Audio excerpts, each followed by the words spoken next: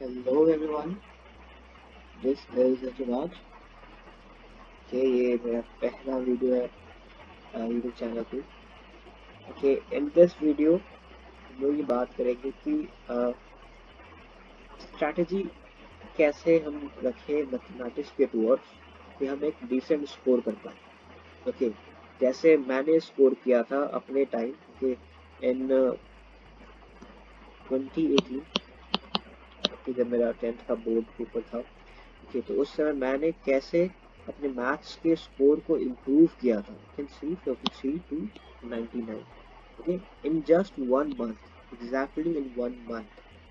Okay, कैसे कैसे सिर्फ 1 मंथ में मैंने अपने आप को इम्प्रूव किया, वो सब मैं आपको आगे वीडियो में आपको पता चलेगा। Okay, for now let me introduce myself. My name is Rituraj.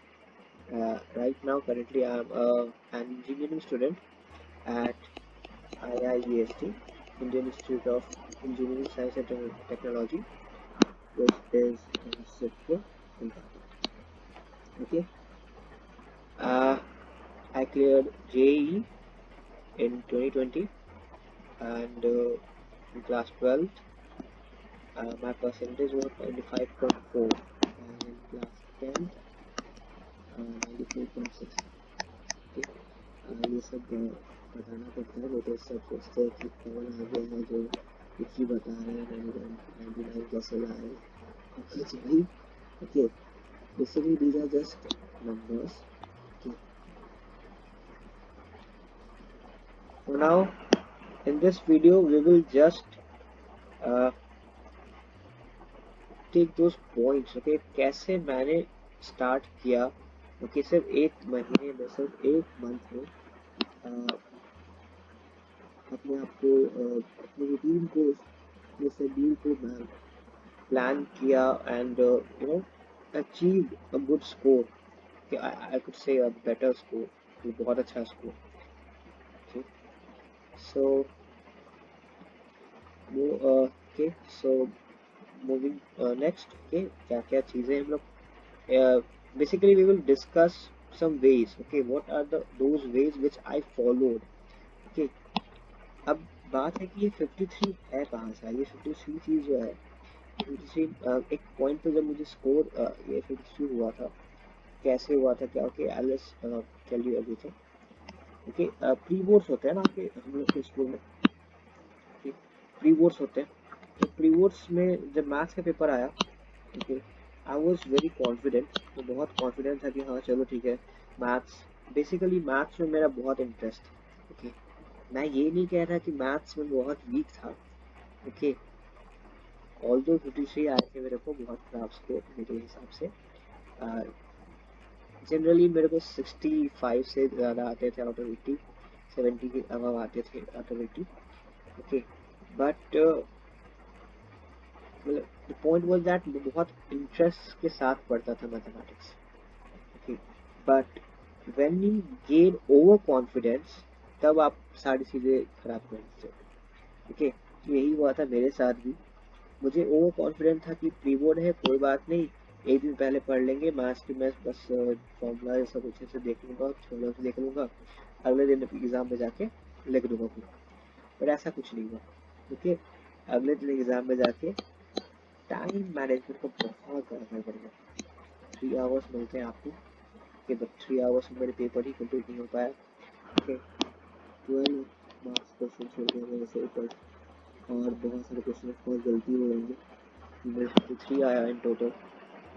तो वो मेरे लिए बहुत बड़ा शौक था। टीचर्स से डांट भी मिली थी, प्लस मोटिवेशन भी मिला था कि आगे मैं अच्छा करूँगा। तो ओवरऑल आगे जब मेहनत किया, किस तरीके से मेहनत किया आपको आगे पता चलेगा। बट ये जो स्कोर था 53, यहाँ से 99 तक पहुँचना इतना ईजी नहीं था। ओके, अगर आपको भी, अगर आप सपोज वीक हो या फिर आपको कम से कम डिसेंट स्कोर भी लाना है, ओके, तो मेहनत तो करनी पड़ेगी। Okay, I am not saying कि 99 लाओ, बट एटलीस्ट आप तो एक डिसेंट स्कोर जिसमें आपको सेटिस्फैक्शन मिले, ओके, उतना आप अचीव कर सकते हो अगर जो वेज मैंने फॉलो किया था अपने दैट 1 मंथ। ओके, इस 1 मंथ में जो मैंने फॉलो किया था मैथ्स के लिए, अगर आप वो फॉलो करते हो तो ऑफकोर्स आपको भी बहुत अच्छे नंबर आ सकते हैं। Okay, so let's move further. Okay, so how I scored 99 in mathematics in class 10th। पहला बात है going through my NCERT reference book. Main चीज है एनसीईआरटी।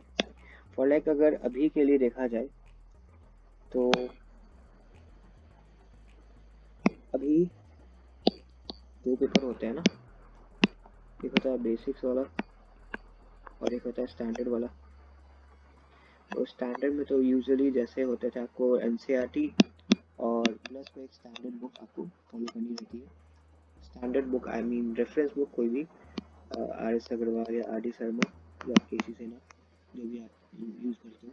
बेसिक्स में ओनली एनसीईआरटी नीडेड है। ओके, तो जो लोग बेसिक्स में है कि जिनको आगे मैथ्स परस्यू नहीं करना है, उनको एनसीईआरटी अच्छे से करना होता है।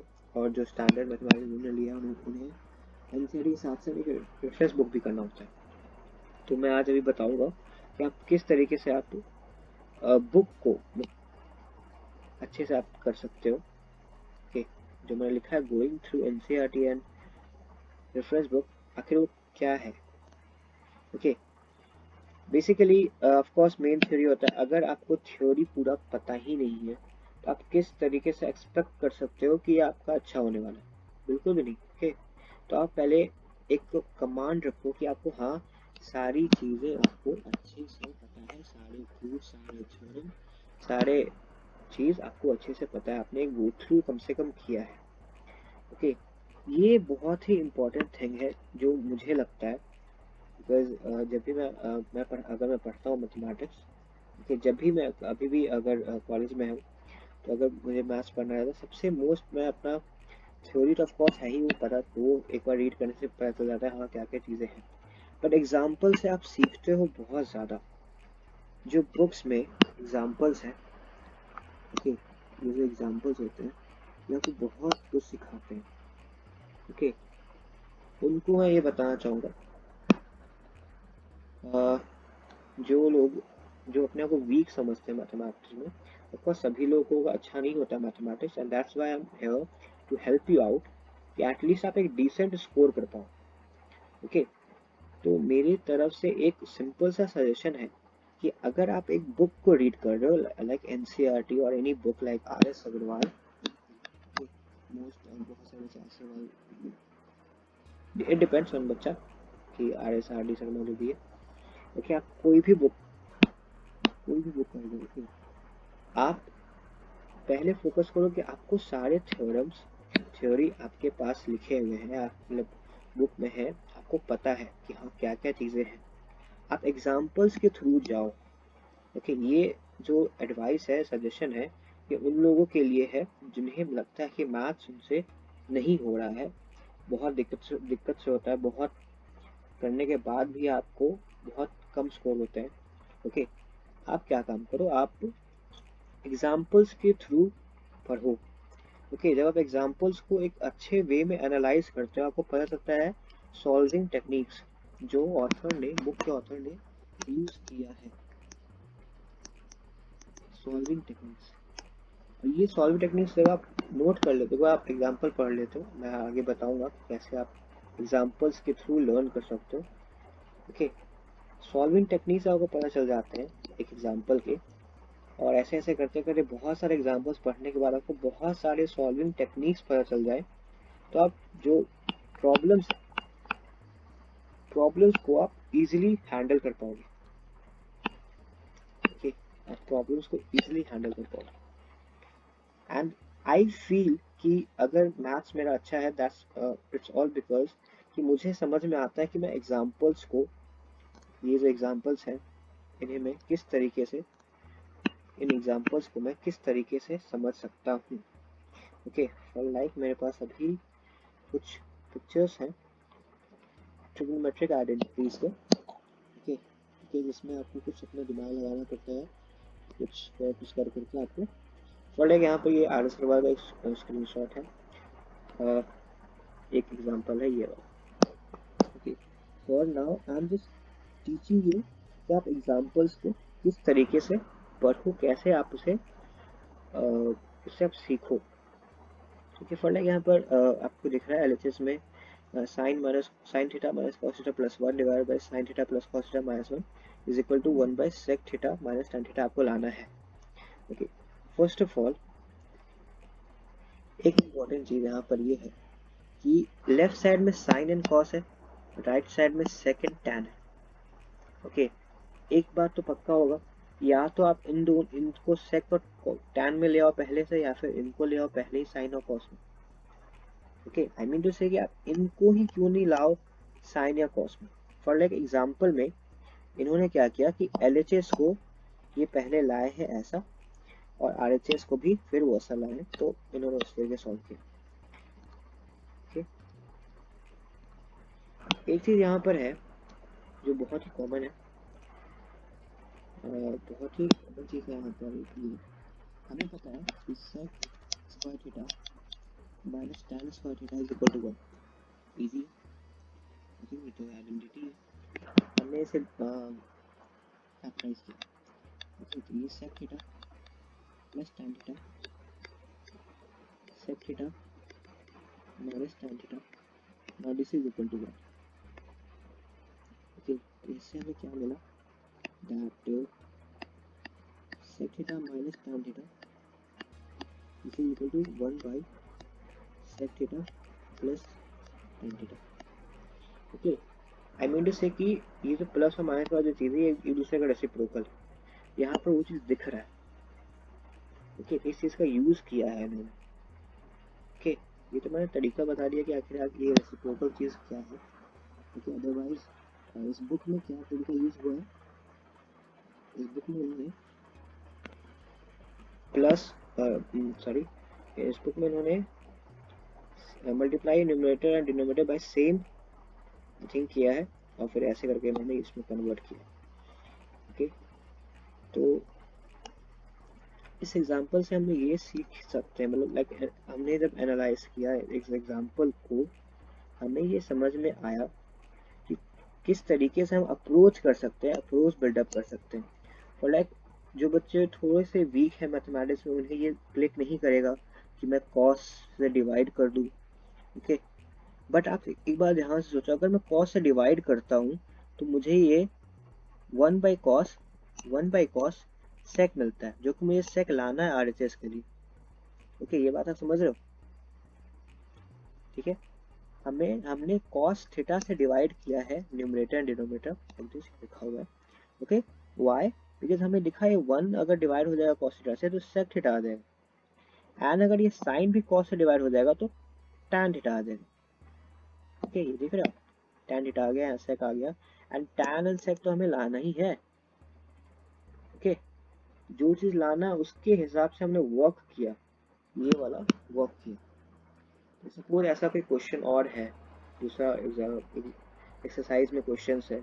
ओके, आपको पता है कि आपको कन्वर्ट करना है, अब कन्वर्ट करने का क्या तरीका है, आपके पास एक ये वे मिल गया, न्यूमरेटर एंड डिनोमिनेटर को सीरीज से डिवाइड करना, ताकि दूसरे ट्रिग्नोमेट्रिक फंक्शन है। ओके, तो इस एग्जांपल से हमने ऐसे सीखा। ऑफ कोर्स बहुत सारे बच्चों को पता होगा, मैं बता रहा हूँ, उन्हें पता होगा पहले से कि हाँ मैं इस क्वेश्चन में क्या क्या कर सकते हैं वो, बट स्टिल जिन बच्चों को दिक्कतें होती है वो, उनके लिए बता रहा हूँ कि वो एग्जाम्पल्स को बहुत अच्छे से समझ कर अगर वो रीड करेंगे, एक बहुत अच्छे तरीके से रीड करेंगे, तो उनका बहुत अच्छे से एटलीस्ट डिसेंट स्कोर आने तक वो बहुत अच्छे से कर सकते हैं। पढ़ेगा, कुछ एग्जांपल्स और लेते हैं छोटे छोटे। अब यहाँ पर जैसे ये था, तो ये बहुत इजी सवाल है प्रीवियस ईयर का, कि इसमें बस एलसीएम लेना था। अब हमने बस रीड किया कि हमने देखा कि अच्छा ये क्वेश्चन क्या ये है, कि इसमें कुछ नहीं था, एलसीएम लेना था, और फिर ये एक फैक्टराइजेशन का एक आइडेंटिटी को यूज करके लाना था, ये तो इजी था। इसे एग्जांपल 4 लेते हैं।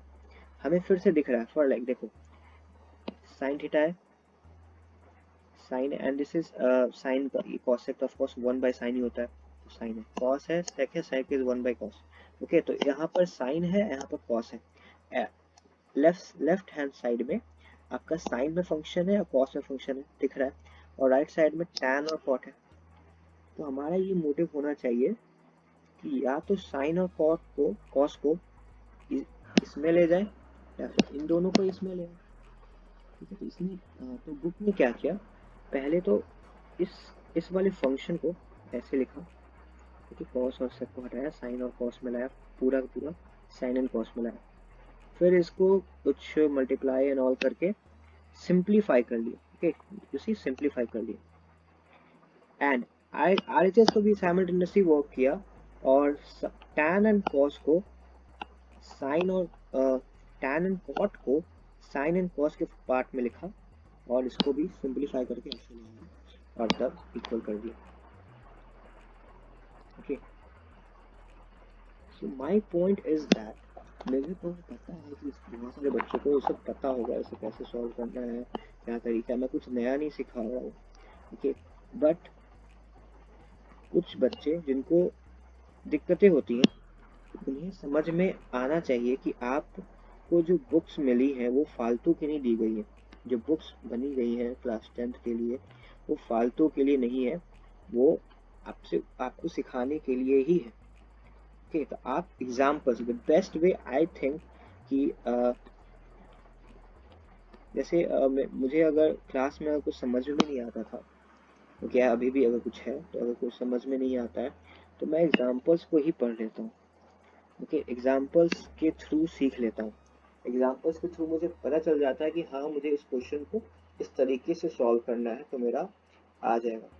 और एग्जाम्पल्स के थ्रू मुझे, जैसे मैंने लिखा था, सॉल्विंग टेक्निक्स पता रहते हैं। सपोज तो ऐसा क्वेश्चन है जो मुझे कुछ एक हटके टेक्निक लगाया उस क्वेश्चन में, जैसा दिखा। ठीक है, तो मैंने उस क्वेश्चन को स्टार मार्क कर दिया और जब भी मैं बुक पलट रहा हूँ तो मुझे वो क्वेश्चन दिख रहा है एंड आई न्यू कि हाँ इसमें बहुत ही इंटरेस्टिंग वे में सॉल्व किया, एक यूनिक टेक्निक उसमें यूज हुआ। ओके, तो आई फील मेरा सजेशन यही है कि आप एग्जाम्पल्स के थ्रू बहुत अच्छे तरीके से सीख सकते हो। Okay, so now moving forward, ये सब थी एग्जाम्पल्स पढ़ने की, आप अपने थ्योरी को मजबूत करने की। Okay, for what to do for practice. Okay, without practice तो कुछ नहीं होगा। Okay, and that is the reason मुझे 53 आए थे री बोर्ड में। Okay, I knew the concepts, मुझे पता था कि मतलब कुछ चैप्टर्स में मैं वीक था at that time, but most of chapter में मैं ठीक ठाक था, बट स्टिल प्रैक्टिस की कमी होने के वजह से टाइम मैनेजमेंट में दिक्कत होता है। मोस्ट इम्पोर्टेंट थिंग, 3 आवर्स में आपको क्वेश्चन सॉल्व करने रहते हैं, तो टाइम मैनेजमेंट मोस्ट इम्पोर्टेंट है। अगर आप किसी क्वेश्चन में अटक जाते हैं तो दिक्कत होती है। I am just letting you know कि आप 99, it's not that 99, it's like कि आप कैसे डिसेंट एक मार्क्स स्कोर कर सकते हो। ओके, तो पहले मैंने बताया थ्योरी को मजबूत करने का तरीका, तो उसमें मेन इंपॉर्टेंट है ये वाला चीज। Okay, second I would suggest practising model test paper. Okay, I told you कि फेब एक मंथ मैंने अच्छे से प्रैक्टिस किया मैथ्स। दो ही चीज किया, एक मैंने कुछ कॉन्सेप्ट्स को बार बार पढ़ा, बार बार एग्जांपल्स देखे, जो अच्छे जो स्टार मार्क एग्जांपल्स है उनको पढ़ा, उनको देखते रहा, एंड आई गेस फेब में एक मंथ मैंने 10 to 12 पेपर्स सॉल्व करे। ओके, बहुत सारे बच्चे शायद इससे ज़्यादा भी किए होंगे फिर। ओके, तो मैंने इतना किया। ओके, एंड मैंने शेड्यूल बना के रखा था कि हाँ मैं हर वीक में 2 बार करूँगा, हर वीक में 2 बार तो पेपर सॉल्व करना ही है मुझे। ओके, तो ऐसे करते करते 10 to 12 पेपर्स मेरे प्रैक्टिस हो गए थे, और इतना प्रैक्टिस हो गया था कि एग्ज़ाम के दिन मुझे दिक्कतें नहीं हुई, ना टाइम मैनेजमेंट का दिक्कत हुआ, ना किसी क्वेश्चन में अटका, ना ही कैलकुलेशन दिक्कतें हुई कुछ भी, जो कि यहाँ घर पे प्रैक्टिस करने पे बहुत होती थी। ठीक है, तो वो एक प्रैक्टिस हो जाता है और आप फिर यूज टू हो जाते हो और फिर आप इम्प्रूव करते हो धीरे धीरे। ठीक, तो मैं शो करता हूँ कि कैसे मतलब मैंने कुछ जो मैंने पेपर्स सॉल्व किए थे, प्रैक्टिस किया था मैंने सब papers. Let me tell you, मैंने मैंने अपने टाइम में ऑसवाल का यूज़ किया था। ओके, ऑसवाल में एक रहता है कि आपका क्वेश्चन भी है, आई गेस 10 सेट्स रहते हैं, और फिर आपके एंड में सॉल्यूशन के साथ मार्किंग स्कीम भी रहता है। ओके, तो मार्किंग स्कीम रहता है तो इससे बेनिफिट मिलता है, आप अपने घर में खुद से चेक कर सकते हो इस accordingly. Okay, without any cheating अगर आप करते हो तो अच्छा रहता है। ठीक है, आपको आप खुद को जज कर सकते हो, दैट इज मोस्ट इम्पोर्टेंट। आपको अच्छे से करना है तो जैसे आप देख सकते हो पहला एग्जाम में 61 आया, सेटिस्फैक्शन, इतना भी सेटिस्फैक्शन नहीं मिला था मुझे, यहाँ से 61 कम ही लगा था। तो देन नेक्स्ट में 74.5। ओके, आप यहाँ पे देखो डेट, मैं डेट भी लिखा फर्स्ट और फेब को था। ओके, तो ऑफकोर्स मैंने फेब के शुरुआत में स्टार्ट किया था ऐसे। तो ये सेकंड वाला है, थर्ड वाले में 69। मार्क्स ऐसे ऐसे जा रहे थे। ओके, मार्क्स ये ऐसे नहीं था, ऐसे था, ऊपर नीचे होते थे मेरे। And that is better. And then first देखो बढ़ गया था 75। तो ये कंटिन्यू रहा, तो सभी को तीन तारीख को भी दिया था। एक शायद इजी पेपर था तो शायद ज़्यादा नंबर आ गया, उससे बात नहीं। बट देन था 74, देन थोड़ा बढ़ा तो एकदम सही से मैंने डेट भी मेंशन किया था उसमें कि देन मूव टू 70 के बढ़ गया। लेकिन ऑफकोर्स डिपेंड करता था पेपर टू पेपर। अगर सपोज किसी पेपर में कुछ मेरे लिए इजी क्वेश्चन है मेरे हिसाब से, ओके, तो हो गया। सपोज कुछ क्वेश्चन में कुछ पेपर में लेंदी क्वेश्चन है, कुछ टाइम नहीं रहा, क्वेश्चन लेफ्ट हो गया, ठीक है, तो डिपेंड्स, उस पर भी डिपेंड करता है। यहाँ आप देखो ग्राफ पेपर भी है, मैं पूरा अच्छे से पेपर करता था, तो ये सब भी आप कर सकते हो अच्छे से।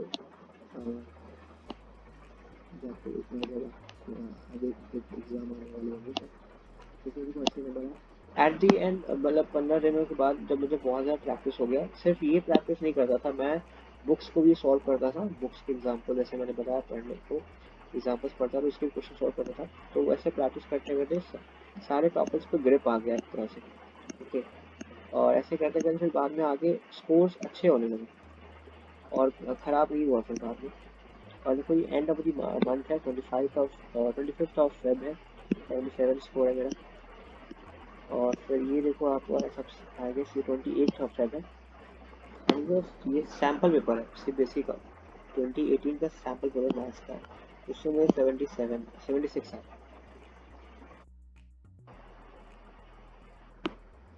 ओके, तो मैं बस यही कह रहा हूँ कि जैसे जैसे मैंने मॉडल टेस्ट पेपर सॉल्व किए थे उस तरीके से आप भी कर सकते हो। अपने पास आगे शायद बहुत टाइम है, तो फर्स्ट ऑफ मे को है। ठीक है, अभी आप ट्राई करो कि आप अपने जो थ्योरी पार्ट है आपका, ये जो पार्ट है, ये जो चीज़ है, ये आप अच्छे से कर लो, थ्योरी कंप्लीट कर लो अच्छे से। आपको क्या क्या पढ़ना है आप अच्छे से समझ लो, सिलेबस के अकॉर्डिंगली।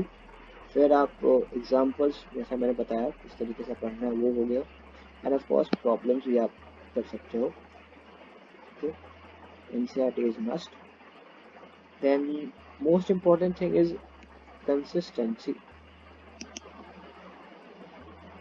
regularity. Okay, मैंने भी रेगुलरिटी मेंटेन किया था प्रैक्टिसिंग पेपर प्रैक्टिस करने में। ओके, और ऐसा नहीं कि सिर्फ मैंने मैथ्स में ये चीज़ यूज़ किया था, साइंस SST इस सब में भी यूज़ किया था, उसमें भी अच्छे स्कोर्स आए थे मेरे। ओके, तो आप इन दो तरीकों को आप यूज़ कर सकते हो और आपका बहुत अच्छे से कर सकते हो। अभी आपके पास टाइम है, 24 मई को है आपका मैथ्स का पेपर, जैसा मुझे पता है। टिल देन आप NCERT और अपने रेफरेंस बुक को बहुत अच्छे से कर सकते हो। और फिर जो जो आपके पास एंड पे 1 महीना जो आपके पास रहेंगे, मतलब और आगे नेक्स्ट आप मॉडल टेस्ट पेपर जब सॉल्व करोगे तो कर सकते हो। और ये पेपर्स को कैसे सॉल्व करना है, कैसे कैसे मतलब चेक करोगे, खुद सेल्फ एनालिसिस करोगे, ये सब मैं आपको बताऊंगा आगे वाले वीडियोस में। ओके, आगे वीडियोस आपके आएंगे चैप्टर वाइज, मैं कंटेंट डालूंगा, चैप्टर वाइज कंटेंट डालूंगा, ताकि आप खुद से समझ पाओ कि क्वेश्चंस को सॉल्व करने के समय, ओके, सपोज कि नया क्वेश्चन मिला और उसको सॉल्व करने के समय आप किस तरीके से अप्रोच करोगे इस क्वेश्चन को, मैं आपको सिखाऊंगा। ओके, तो चैप्टर वाइज कंटेंट रहेगा, okay, for like triangles, circles, statistics, mensuration and all chapters. Okay, और क्वेश्चंस रहेंगे easy to standard, basic to standard. Okay, and फिर कुछ वीडियोस आपके और रहेंगे, लाइक अभी क्लास 10 का था, क्लास 12 के लिए वीडियोस आएंगे, तुमने कैसे कैसे किया। ऑफ कोर्स मैंने सेम स्ट्रेटेजी अपनाया था क्लास 12 के लिए भी, उसमें भी मुझे 95 आया था मार्क्स में। ओके, एंड देन ये तो क्लास 10, और क्लास 10 के लिए बात करूँ तो चैप्टर कंटेंट आएगा, और पेपर को कैसे प्रैक्टिस करना है, सेट कैसे प्रैक्टिस करना है, टाइम मैनेजमेंट कैसे करना है पेपर बनाते समय, जिसके लिए वीडियोज रहेंगे कुछ कुछ। तो प्लीज सब्सक्राइब करो चैनल को यार, अगर नहीं पहला वीडियो है, और भी वीडियोस आते रहेंगे, रेगुलर रहेगा वीडियोस। ओके, और सीखते रहेंगे हम लोग, और एग्ज़ाम में बहुत अच्छे से करना है, that's what I hope, and I am going to help you all. Okay, so thank you so much, stay safe.